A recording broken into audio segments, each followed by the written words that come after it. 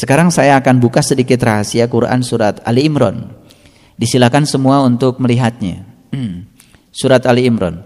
Saya ingin membacakan surat Ali Imran ini dari ayat yang pertama. Walaupun nanti sampai mana sampainya saya tidak tahu. Yang penting kita mencoba untuk berani tersesat ya. Ya. Mencoba berani tersesat. Karena disitulah jalan Shiratal Mustaqimnya ada. Baik, sahabat-sahabatku, ayahanda, ibunda dan semuanya, mari kita lihat Quran surat Ali Imran. Itu surat yang kedua. Surat Ali Imran ini surat yang ketiga ya. Surat yang ketiga. Kalau kita lihat karakternya Ali Imran dengan Al-Baqarah ini sebenarnya mirip-mirip. Karena Ali Imran ini dibuka dengan alif lam mim. Sama seperti Al-Baqarah dibuka dengan alif lam mim. Sedangkan alif lam mim ini kan baru akan bisa dirasakan seseorang kalau sudah melewati Al-Fatihah. Artinya syarat utama untuk bisa memahami Al-Baqarah harus lewat Al-Fatihah. Berarti syarat utama untuk bisa memahami Ali Imran juga Al-Fatihah. Jadi saya sedang berbicara Ali Imran kepada orang-orang yang sudah melewati Al-Fatihah. Ali Imran yang saya kemukakan ini menjadi sulit dimengerti oleh orang-orang yang belum melewati Al-Fatihah. Ya, berarti hanya untuk orang-orang yang sudah mengalami keterbukaan.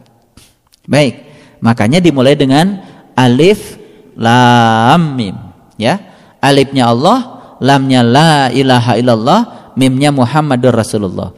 Artinya alif lam mim itu adalah pengalaman tauhid seseorang di mana seseorang sudah bisa menyatukan ya keseluruhan inti dari ruhaniyahnya antara nur insani, nur Muhammad dan nurullah menjadi satu kesatuan sebagai tauhid yang sebenarnya. Dan itu bukan sekedar pemahaman intelektual, tetapi itu harus betul-betul nyata sebagai pengalaman spiritual. Saya mau kasih tahu ya, siapa sesungguhnya orang yang realistis dalam kehidupan ini. Orang yang realistis adalah orang yang percaya pada keajaiban. Betul nggak? Masih belum ngerti juga? Oke. Jalan yang kedua yang ditawarkan oleh Einstein itu apa? Ya, menganggap semua yang terjadi sebagai keajaiban. Kalau semua yang terjadi sebagai keajaiban, berarti kan tidak ada campur tangan kita lagi. Betul nggak? Begitu saya tidak merasa berjasa, orang lain tidak merasa berjasa, yang terjadi terjadilah, selesai. Ada satu peristiwa yang tidak mengenakan kita. Kan kita tidak perlu menyalahkan gara-gara A, gara-gara B, semakin kita mencari gara-gara, semakin menyakiti kita. Saya berulang kali mengatakan bahwa sesungguhnya ya kebahagiaan itu sudah di depan mata. Cuman karena kita sering menghadirkan kesedihan masa lalu, kebahagiaan itu tertutup. Makanya saya katakan sekarang, mengunjungi masa lalu itu bagus, tetapi tinggal di masa lalu itu buruk. Paham? Yang terjadi kita suka tinggal di masa lalu, itu yang buruk. Tapi mengunjungi masa lalu, untuk nengok masa lalu, mengambil pelajaran dari masa lalu, itu bagus. Asal jangan tinggal di masa lalu.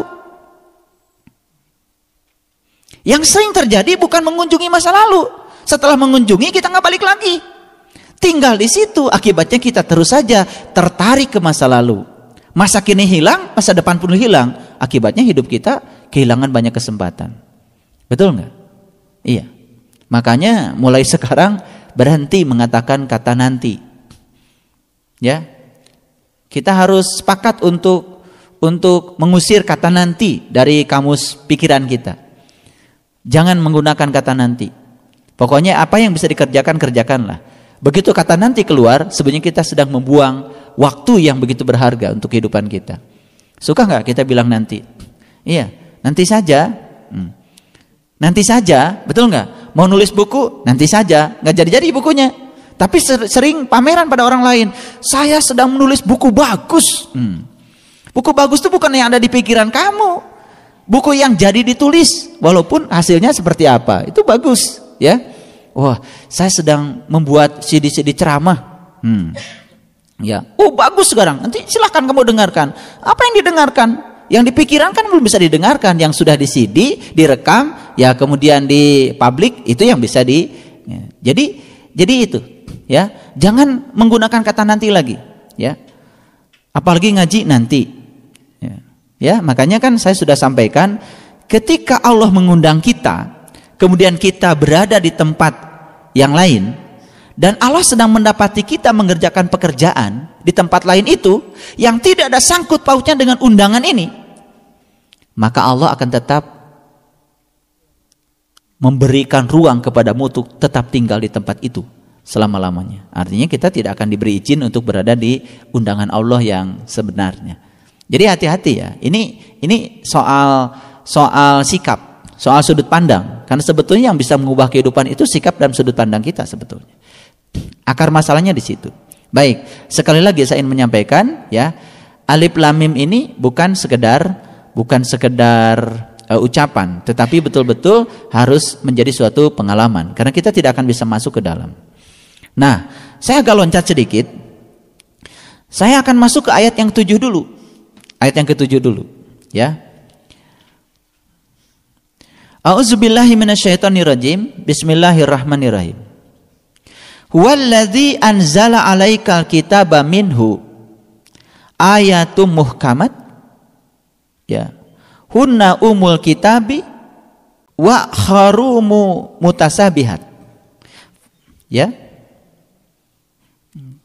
Kecil sekali ya hurufnya. Dialah yang menurunkan Alkitab. Huwallazi anzala 'alaikal kitab. Dialah yang menurunkan alaika kepadamu Alkitab. Oke? Jadi oleh karena itu saya ulangi lagi, tentu saja saya tidak sedang berbicara kepada mereka yang belum kepadanya diturunkan kitab. Jadi saya harus bicara kepada orang yang kepadanya sudah diturunkan kitab. Kitab yang mana? Ya kitab sejati dong. Kitab yang dibacanya itu tidak usah pakai mata lahir lagi. Kitab yang bisa dibaca oleh mata kalbu, mata batin. Karena Syekh Abdul Qadir Jailani mengatakan, kamu bisa melihat semesta ini dengan mata lahir, tapi kamu tidak akan bisa melihat langit dengan mata lahir. Langitmu hanya bisa dilihat dengan mata batinmu. Itu Syekh Abdul Qadir Jailani saja mengatakan seperti itu. Jadi langitmu hanya bisa dilihat dengan mata batinmu. Jadi saya sedang berbicara kepada orang yang sudah melihat langit nih, ya. Kepada yang penglihatannya masih di bumi gitu ya, saya belum bisa ajak bicara. Kepada mereka yang setiap hari memperguncingkan tubuhnya, gimana ya supaya berat badan saya turun? Gimana ya supaya tubuh saya ideal? Saya tidak sedang berbicara dengan itu. Tapi saya sedang berbicara kepada orang yang sudah memikirkan bagaimana ya seluruh anggota tubuh saya dari ujung rambut sampai ujung kaki itu fungsional. Betul nggak? Hampir tidak ada diskusi di antara manusia yang sedang menceritakan apa fungsinya telinga, apa fungsinya anak telinga. Betul nggak? Kenapa hidung kita pakai bumper, kan gitu? Ya, itu fungsi-fungsi tubuh ini dalam konteks apa Tuhan menciptakan? Hampir tidak ada yang memperbincangkannya, kecuali ya alis mata untuk menangkal matahari, kan gitu. Itu saja, semuanya urusan jasmaniah lagi. Tidak pernah berpikir kenapa Tuhan menciptakan tubuh ini sedemikian sehingga seluruh anggota tubuh kita diberi fungsi seperti itu. Betul nggak? Untuk apa? Jangan-jangan Tuhan punya keinginan untuk dirinya sendiri. Nah makanya yang diperguncingkan kan kebanyakan bagaimana tubuh saya tetap ideal, betul? Bagaimana saya tetap langsing, betul? Betul? Ya itu saja. Diskusi tentang tubuh tidak pernah menyangkut fungsinya. Baru ideal tidak ideal dilihat dari hawa nafsunya, betul nggak? Ya kalau begini kan jadi begitu, kan begitu. Nah, padahal sebetulnya Allah menciptakan tubuh kita dari ujung rambut sampai ujung kaki, semua itu sebetulnya untuk Allah. Nah sekarang coba perhatikan tangan kita, ini untuk apa? Ya, jari kelingking untuk apa? Jari manis untuk apa? Betul? Jari tengah untuk apa? Telunjuk untuk apa? Kemudian jempol untuk apa? Betul? Kenapa jempol itu kok tidak sama panjang dengan telunjuk? Betul nggak? Kenapa jarak antara jempol dengan telunjuk panjang, tapi jarak antara telunjuk dengan jari tengah pendek? Betul nggak? Betul nggak? Tapi ketika kita menemukan pasangannya, litaskunu ilaiha. Ini ketika berdiri sendiri tidak kerasa, tapi begitu menemukan pasangannya, Kan itu tadi. Litaskunu ilaiha, begitu menemukan azwaja, damai. Ini ketika dipertemukan dengan pasangannya langsung damai. Ini ketika dipertemu dengan pasangannya langsung damai. Simetrinya ketahuan. Betul nggak? Tapi ketika berdiri sendiri seperti ini, paling ini cuman bisa ngulek, bikin sambal, betul nggak? Nyuci pakaian yang kotor, betul nggak? Menghilangkan daki, betul nggak? Atau mijit-mijit orang yang pegel, betul nggak? Ketika sendiri. Tapi ketika dipertemukan pasangannya, dia merasa damai. Nah, sebetulnya hidup kita itu adalah menemukan pasangan, betul nggak? Kelingking pasangannya apa sih? Betul nggak? Yang belum menemukan pasangannya sampai sekarang, itu belum alif lam mim. Berarti dia belum bisa mewarisi kitab. Jadi beruntung ya, ini bukan ilmu sembarangan ya. Yang sudah bisa menemukan pasangannya, dan begitu menemukan pasangannya meraung-raung menangis, betul nggak? Karena kedamaian yang didapatkan itu sudah luar biasa. Lalu dia mengucapkan Allahu Akbar, Allahu Akbar. Allahu Akbarnya menjadi bermakna. Karena apa? Dia sedang merasakan akbarnya Allah lewat ciptaannya yang diberikan kepada dirinya. Karena dia telah menemukan pasangannya. Tentu saja untuk menemukan pasangan ini saja perlu dapat pasangan yang lain. Pasangan guru murid, betul nggak? Iya, pasangan guru mursyid harus ada pasangannya. Begitu tidak pasangannya, akan dibuat, akan dicari supaya dia berpasangan. Ini saya kasih tahu. Ada sesuatu di tangan kita yang hilang. Kita bilang apa? Aduh, hilang, gitu kan? Padahal sebetulnya kalau kita sadar, yang dihilangkan dari tangan kita karena itu bukan pasangannya. Begitu kita percaya bahwa sebenarnya Allah sedang menciptakan yang lain untuk dipasangkan yang lebih baik daripada yang ada, sebenarnya kita tidak akan merasa kehilangan karena pasangannya sedang dibuat yang lebih baik. Karena sebetulnya dengan pasangan itu kita kurang cocok, betul nggak? Jadi akan dibuatkan pasangan yang lebih cocok, yang lebih simetri lagi. Baik, kita teruskan dulu pelan-pelan ya ngajinya. Walladzi anzala alaika alkitab, ya. Nah, minhu ayatum muhkamat. Jadi dia telah menurunkan kepadamu kitab, ya. Tetapi yang diturunkan kepada dia itu baru tanda-tanda yang muhkamat. Jadi yang muhkamat itu yang tidak perlu dipikirkan lagi, ya. Yang tidak perlu ditakwil lagi, ya. Yang sudah jelas, yang sudah nyata. Betul? Nah, kita lihat yang lainnya. Ya, hunna umul kitab wa ukharu mutasabihat. Nah, tapi yang berikutnya, ya, yang berikutnya ada yang tanda-tandanya itu mutasabihat. Jadi mutasabihat itu artinya tidak bisa dicerap secara langsung. Betul nggak? Nah, kemudian yang berikutnya, adapun orang-orang yang dalam kolbunya condong kepada kesesatan. Nah, jadi kolbunya condong pada kesesatan. Kolbu yang siapa yang condong kepada kesesatan? Ya tentu saja kolbunya orang-orang yang belum tahu kepada Tuhan. Makanya lihat kolbu orang yang sesat. Ketika sholat dia kan kolbunya kemana-mana, menghadirkan segala macam urusan kehidupan, urusan itu kolbu yang sedang sesat sebetulnya. Ya tapi lumayan kan dia berani sesat. Betul nggak? Ya lumayan berani sesat, artinya dia sedang menempuh Isra untuk menemukan yang benar. Jadi kalau ada orang mengatakan, buat apa saya sholat? Saya nggak tahu Tuhan kok. Ya Allah, ya. Ada apresiasi dari Tuhan, kamu nggak tahu Tuhan aja udah sholat. Apalagi ntar kalau sudah tahu Tuhan, kan begitu, betul nggak? Jadi sebetulnya untuk tahu jalan yang baru, tahu jalan yang benar, kan wajar kalau dia harus melewati jalan yang sesat. Jadi nggak apa-apa orang yang sedang sholat tapi tidak mengingat Tuhan itu baik dari sisi perjalanannya. Tapi kalau dia berhenti di situ itu yang salah. Jadi sebetulnya ya orang itu belum dikatakan gagal kalau dia itu kemudian kalah dan jatuh, belum. Sepanjang dia tidak mengatakan saya berhenti. Nah, kegagalan itu sebenarnya ketika dia kemudian mengatakan saya berhenti, betul nggak? Jadi ketika jatuh, ketika kita kalah, nggak apa-apa, bangkit aja. Justru ketika kita tidak mau bangkit, kita ketinggalan orang. Dan itu kegagalan yang sebenarnya. Apalagi ketika kita bilang pada diri kita, ya sudah deh, saya berhenti di sini saja. Nah, ketika berhenti di sini saja, kata-kata kita yang menyebabkan kita gagal, bukan kekalahan, bukan jatuhnya. Paham ya? Jadi sebetulnya kiamat itu harus setiap saat. Bangkitnya ruhaniah kita harus setiap saat, ya. Jadi sebetulnya ada orang yang sudah kiamat secara hakikat, tapi belum kiamat secara syariat. Artinya kiamat di dalam aspek ruhaniah dia tidak kemudian terimplementasi ke dalam kiamat pada aspek jasmaniah. Itu translasinya masih kurang. Makanya itu sebabnya kan ukuran spiritual itu bukan yang bersifat ajaib, bukan bersifat gaib, tapi semua yang bersifat nyata. Jadi nyata seseorang sudah mencapai tingkatan spiritual itu dari kenyataan hidupnya. Ya, bukan dari cerita dia mengalami itu ini, bukan, ya. Dia cerita, oh tadi malam saya mengalami ini, itu gak penting. Tapi yang tadi malam dialami itu sudah ditranslasi ke dalam bahasa hidup. Ternyata pagi ini dia ngomongnya jadi benar gitu kan. Itu baru percaya kan, betul. Tapi masih ngomongnya nggak benar, walaupun ngomongin pengalaman paling kayak apa, kan sebenarnya tidak ada korelasinya, betul nggak? Spiritual tidak begitu.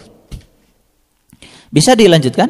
Nah, adapun orang-orang yang dalam kolbunya condong kepada kesesatan, maka mereka mengikuti sebagian tanda-tanda yang mutasabihat itu untuk menimbulkan fitnah dan untuk mencari-cari takwilnya. Jadi yang mutasabihat ini kan gaib. Yang mutasabihat ini yang mengerti Allah. Kalau yang mutasabihat ini yang mengerti Allah, ya untuk tahu yang mutasabihat, ya berhubungan dengan Allah dong. Untuk tahu mutasabihat, misalkan kuliah mata kuliah A, kuliah mata kuliah B, udah salah. Atau belajar filsafat tambah salah. Betul nggak? Yang mutasabihat ini kan yang tahu Allah. Kalau yang mutasabihat yang tahu Allah, ya ingin tahu yang mutasabihat, ya Anda bikin koneksi ke Allah. Gitu. Makanya Allah bilang, wa yas'alunaka 'anir ruh. Katakanlah sesungguhnya ruh itu, ya. Kulli ruh min amri rabbi, itu urusan Tuhanku. Kalau ruh itu urusan Tuhanku, bukan berarti kita tidak boleh tahu ruh. Betul nggak? Artinya urusan ruh ya tanya Tuhan, jangan tanya yang lain. Kan gitu maksudnya. Tapi kita suka salah kaprah. Karena urusan ruh itu urusan Tuhan, ya sudah diambil alih oleh Tuhan. Ya sudah, kita menjadi tidak. Padahal sebenarnya kita disuruh untuk mengakses urusan ruh kepada Tuhan sebetulnya. Jadi kata-kata wa yas'alunaka 'anir ruh qul ruh min amri rabbi, kita disuruh akses urusan ruh pada Tuhan, bukan disuruh berhenti membicarakan masalah ruh. Tidak disuruh berhenti, ya, tidak disuruh berhenti. Ya, wa ma utitu minal ilmi illa qalila. Kan kamu sudah diberi ilmu yang sedikit. Betul nggak? Nih, yang sudah dapat ilmu yang sedikit, ya silakan mengakses.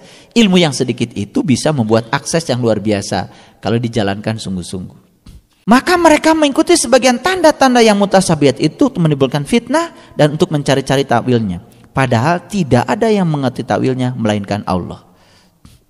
Jadi kalau yang tahu takwil mutasabihat itu cuma Allah, ya sudah, kalau ingin tahu yang mutasabihat, kita jangan jauh-jauh dari Allah. Kan gitu maksudnya, betul nggak? Gitu. Nah, tapi Allah memberikan keistimewaan yang berikutnya di ayat ini. Apa? Ya. Wa ma ya'lamu ta'wilahu illallah, dan tidak ada yang mengerti takwilnya kecuali Allah. Kemudian Allah mengatakan warasikhuna fil ilmi yaquluna amanna bihi kullun min indi rabbina. Ya. Rasikhu. Ya. Di sini Allah mengatakan kami beriman kepada tanda-tanda yang mohon maaf. Padahal tidak ada yang mengerti takwilnya melainkan Allah dan orang-orang yang mendalam ilmunya. Nah ini. Warasihu itu orang-orang yang mendalam ilmunya. Warasihuna fil ilmi, orang-orang yang mendalam ilmunya. Nah sekarang saya mau tanya, siapa yang orang yang mendalam ilmunya? Awas, hati-hati, orang yang mendalam ilmunya bukan orang yang bergelar akademik A, B, C, tidak bicara itu, tidak bicara gelar akademik, tidak bicara tingkatan pendidikan, tidak, ya. Orang yang mendalam ilmunya adalah orang yang sudah mengalami Tuhan. Iya, terus apa lagi selain ilmu itu? Nggak ada lagi. Ya. Tidak ada lagi ilmu yang lebih tinggi daripada pengalaman tentang Tuhan. Gitu, nggak ada lagi. Karena setelah mengalami Tuhan nggak ada penjelasan. Begitu tidak ada penjelasan, udah tinggi tuh ilmunya. Kalau masih dijelaskan itu masih rendah ilmunya. Betul nggak? Kalau sudah sampai pada tanpa penjelasan lagi, itu sudah tinggi ilmunya. Itu. Warasihuna fil ilmi yaquluna amanna bihi kullun min indi rabbina. Nah, orang-orang yang mendalam ilmunya berkata, kami beriman kepada tanda-tanda yang mutasyabihat, semuanya itu dari sisi Tuhan kami, dan tidak ada yang bisa mengambil ilmu itu melainkan ulul albab. Nah, ini kalimat yang selanjutnya, wa mayyazakaru illa ulul albab. Ini nyambung dengan pembicaraan kita sebelumnya. Jadi sebetulnya tanda-tanda mutasyabihat itu pada saatnya akan mudah diakses oleh ulul albab. Jadi kalau begitu, tanya lagi siapa ulul albab? Kan Allah jawab di Quran, ulul albab itu orang yang mengingat Allah dalam keadaan berdiri, duduk, dan berbaring. Siapa yang bisa mengingat Allah? Ya tentu saja yang sudah tahu dan kenal kepada Allah. Itu yang disebutkan warasikhuna fil ilmi. Ya, jadi orang yang sudah mendalam ya ilmunya.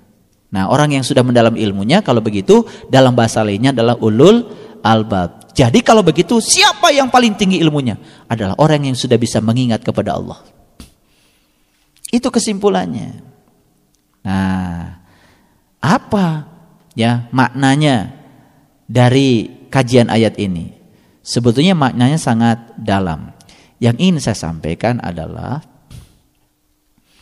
kita sekarang harus melakukan suatu introspeksi dalam perjalanan spiritual kita. Kok saya yang muhkamat saja gak ngerti, apalagi yang mutasabihat, kan gitu. Betul nggak? Jadi jangan buru-buru kita mengatakan dan mengklaim diri kita sudah spiritualis. Jangan dulu mengklaim bahwa kita sudah masuk warasihuna fil ilmi. Karena orang-orang yang mendalam ilmunya itu pada akhirnya akan dilihat dari indikator-indikator yang nyata. Ya kan? Kebijakannya, kearifannya, kelembutannya, keluasannya. Betul nggak? Kan saya sudah mengatakan, kalau kamu cuma punya palu, apa saja akan kelihatan menjadi paku. Iya. Di rumah punyanya cuma palu. Mau bikin teh manis pakai palu. Betul nggak? Diketrok-ketrok. Ya kan? Punyanya palu. Mau goreng tempe pakai palu. Betul nggak? Ya. Mau motong kayu pakai palu. Ya bayangkan, motong kayu pakai palu. Ya punyanya cuma palu, jadi alatnya cuma itu. Ya ilmunya itu saja. Makanya ilmu kedokteran, ilmu tentang kejiwaan, ilmu tentang ekonomi, ilmu tentang politik, ilmu tentang apa saja, jangan kita menjadi anti untuk mempelajarinya. Semua itu menjadi wawasan yang akan membuat hidup kita menjadi sangat lapang. Dan itu akan menyebabkan kita berada di jalur bebas hambatan. Jalur bebas hambatan itu sebetulnya untuk orang-orang yang luas. Dan orang yang luas itu kan menjadi sederhana pikirannya. Betul nggak? Nah, orang-orang yang selalu saja hidupnya mengalami keterbatasan karena dia belum ada di jalur yang bebas hambatan. Akibatnya semua saja selalu hambatan. Saya mau kasih tahu. Pernah belajar tentang hambatan listrik? Konsep hambatan listrik, ya. Dulu pernah belajar kan? Kan kita taunya cuma resistor. Betul nggak? Resistor sekian ohm. Betul? Itu aja kan kita taunya. Nah, pernah nggak kita mempelajari secara mikro sebenarnya konsep hambatan itu apa?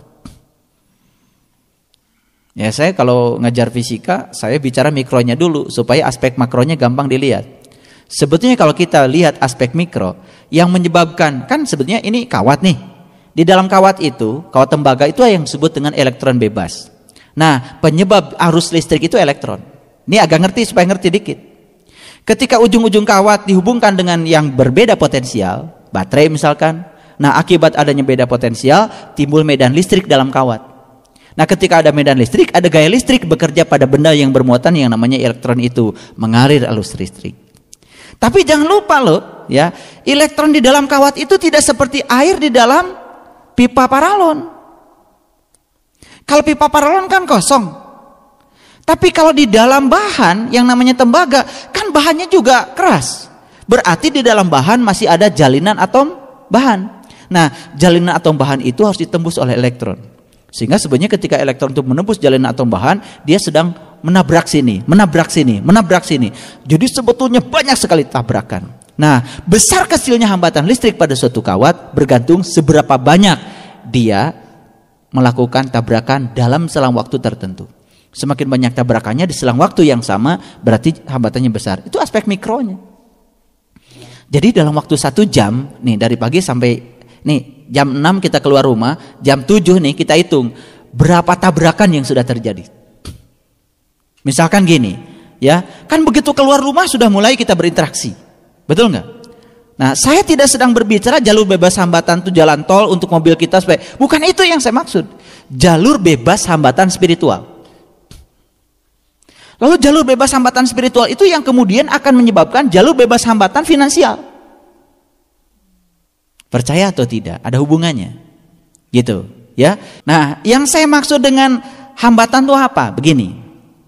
Keluar rumah sudah kita misalkan berpikir, aduh, hujan nih. Nah, kita sedang menghambat nih. Betul nggak? Kita udah tabrakan sama iklim. Berarti kondisi kita bergantung pada iklim. Betul nggak? Iya. Betul nggak?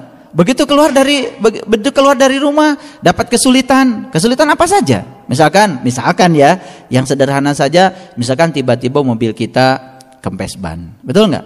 Betul nggak? Itu kan tabrakan. Nah sebetulnya ya tabrakan yang fisik itu kan sebenarnya bisa menjadi tabrakan spiritual kalau itu direspon semua. Tapi kalau itu dihadapi sebagai hal yang biasa dengan sudut pandang yang luas, karena kita sudah punya keikhlasan sebagai bagian dari cara semesta untuk membesarkan kita, saat itu juga semua hambatan akan diubah menjadi konduktivitas.